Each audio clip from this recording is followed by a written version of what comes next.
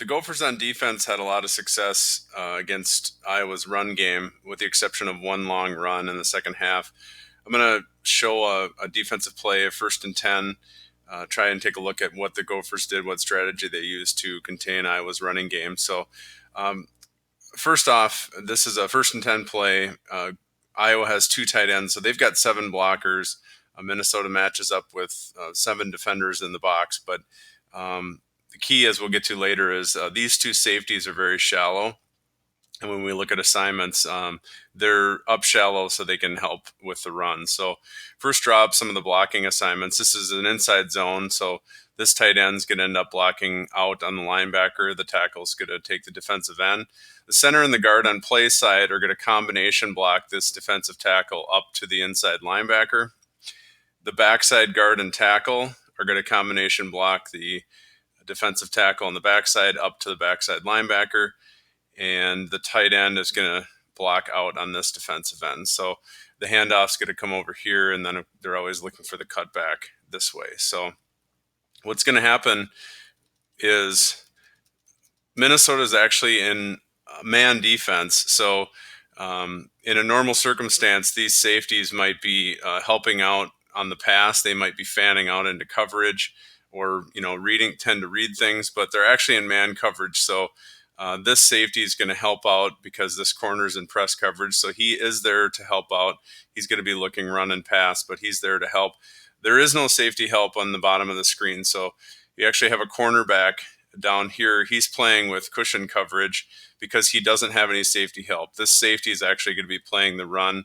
And I believe if this had been a pass, he would be in man coverage on this tight end. So there's no safety help. Incidentally, this is the same coverage the Gophers had on the interception earlier in the game, or a few plays earlier, or in the series earlier. This is the same coverage. So because of that, you've got a pretty big cushion down here. Later in the game, Iowa started throwing a screen pass to this wide receiver later in the game because there was such a cushion. So, and they were able to get a few plays out of it, but that's something you're willing to give, again, if you have no safety help, rather than running press coverage down here and risking a deep play. So let's take a look at the second picture. So this is the point of the handoff. These are the combo blocks. So this was the center and front side guard combination block on the tackle up to the linebacker. This is the backside combination block. So this is the backside guard coming up to block the linebacker. And what's happening here is the safety is reading run. So he's coming downhill. Again, I think he would have had man coverage on this tight end. So when he sees him block out, he comes up for run support. Because he's so shallow, he's able to avoid this block from the wide receiver coming down. This wide receiver wants to come down and block on the safety so that if this is kept front side, which it is, he has an opportunity at a big play. You're really leaving it just to this safety to make the tackle. But as it is, he's able to beat that because he's shallower and he's making a quicker break and read on the ball because he's in man coverage. So take a look at the next picture. You can see this is the running back picking the front side hole. There's nothing backside. He does see the safety, but he's going to try to get what he can out of it because there's nothing back here, and he knows he can more than likely just get at least a few yards. You can see this is the wide receiver trying to come down and get the block and the safety, but he's not going to be able to make it. So a couple nice things on this play. Again, the safety's quick read, fill the hole.